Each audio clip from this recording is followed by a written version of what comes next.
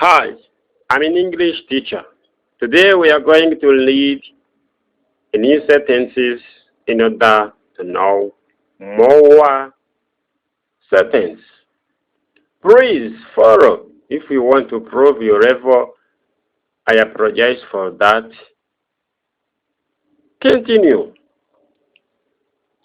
So you can ask yourself, how can I ask something? How can I ask someone in order to communicate the others? So, how can I buy something when I meet foreigners?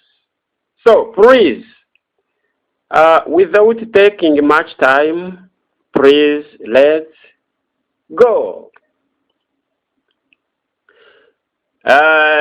Inshuti bavandimwe rero mugiye kwiga iri somo ndagira ngo murikurikirane kugira ngo mubashe gufata amasomo yabafasha uko mushobora kwibaza ese nshobora kujya guhaha nko ku munyamahanga gute nkavuga iki ese nshobora gukora interuro gute ushobora kuba wibaza gutyo. Okay, get rid of that. Reka tubivemo rero tugire gute tubashe kumenya ano magambo meanings iki avuze iki.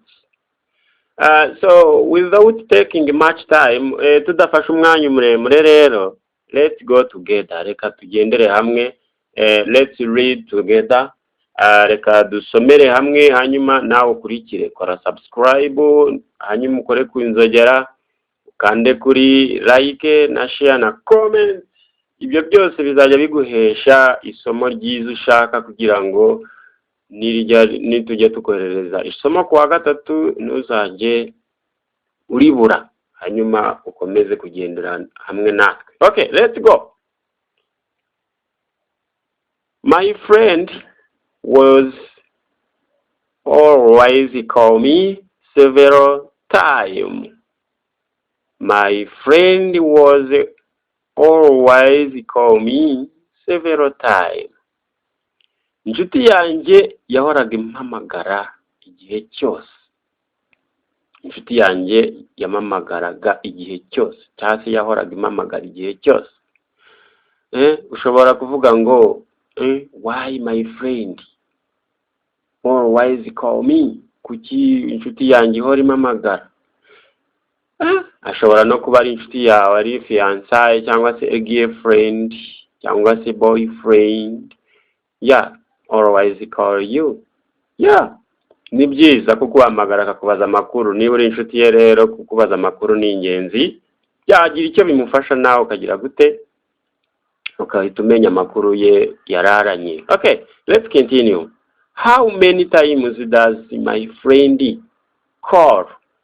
Numva ko ni ikibazo. How many times does my friend call? How many times does my friend call me? Call me. How many times does my friend call me? Urumva ko yabajije. Ni kuvuga ari kubaza inshuro yamuhamagaye. Urumva ni ikibazo ari kubaza.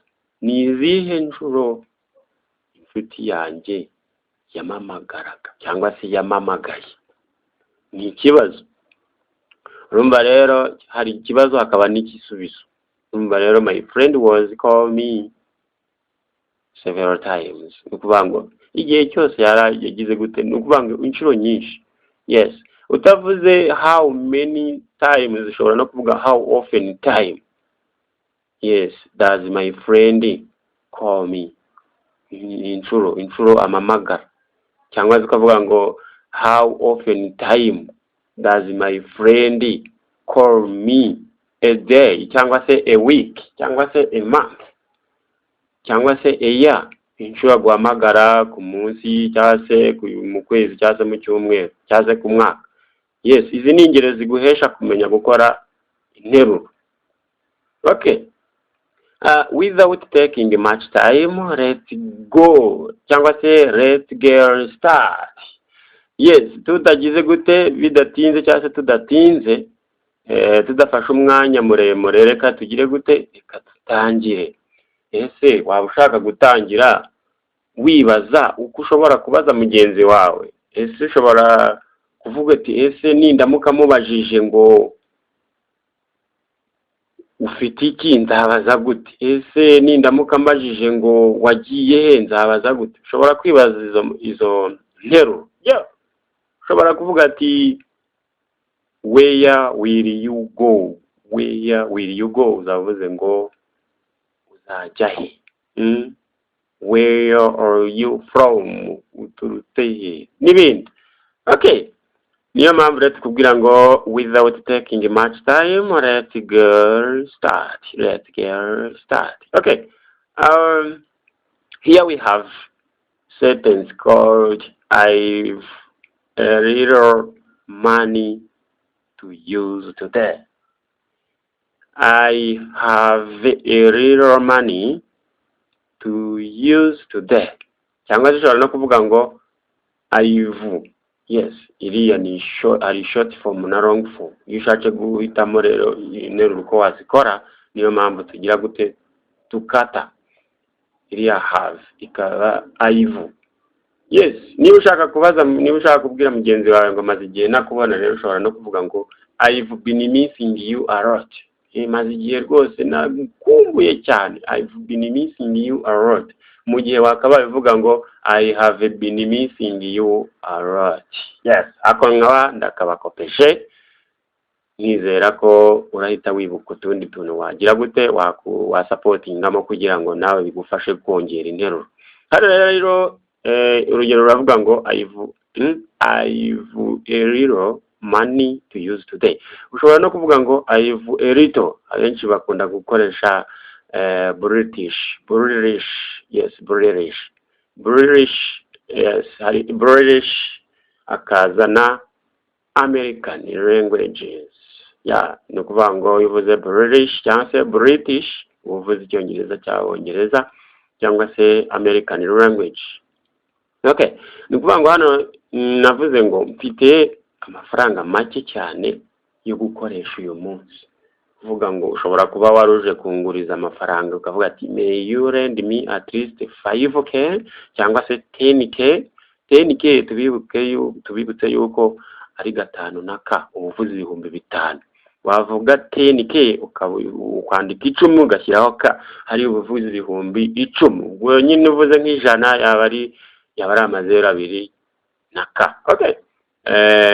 Hano ni ukuvuga ngo ushobora kuba uri kunguza amafaranga ariko nayo mfite yo gukoresha uwo munsi ndi bwarye. Urumva rero ntabwo nayakuguriza rwose, mpita nkubwira ngo I'm sorry please, I've a little money to use today.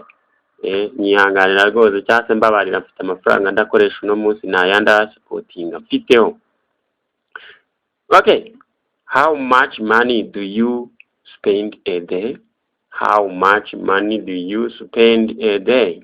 Cyangwa se consume, cyangwa se lost. Urumva lost gutakaza, ariko spend ikoreshwa ku kintu wakoreshejeho ikintu. Ni ukuvuga ngo niba ugiye gukoresha radio uraspending, ariko niba yatakaye yavuye mu mufuka gatakara aba ari lost. Yes, I spend na lost biratandukanye. Yes, ukoresha amafaranga ngahe ku munsi. Ubwo niko byashatse kuvugwa. We are only 5 kids at our home. We are only 5 kids at our home. Turabana bonyine 5 mu rugo. Ubwo nshobora kuba nakubaza ngo how many children are there cyangwa se at our home. Niko naba nkubajije, urumva ko naba nkubajije icyo kibazo. Okay, twakomeje. How many kids are there at your home? Okay, ngiki kibazo. Urumva ugomba gusubiza he kuri ya nteruro. We are only 5 kids at our home. How many kids? Bavuga kids, ntabwo bavuga kids, bavuga kids. Kids. Nanone udashobora kumva ko ari imfunguzo bavuga keys, ntabwo bavuga kids, hari abavuga kids. Yes, how many kids are there at your home? Ni ikibazo. muri abana bangahe na ruriya rugo rwanyu? Urumva ko niba ari nk'umuntu waje nko kubarura, ari gukora ibarura, iryo barura rero agomba kubabaza umubare wanyu mubana nawo, uzamusubiza rero ukurikije abo mufite mu rugo. Jack works once a week every month. Jack works once a week every month. Jack works once a week every month. Yes. Ni ukuvuga ngo Jack atembera inshuro imwe buri cyumweru. Ni ukuvuga ngo iriya S mpamvu twayishyizeho biri mu bwinshi. Ni umuvugo wa gatatu w'ubumwe ariko w'ubwinshi.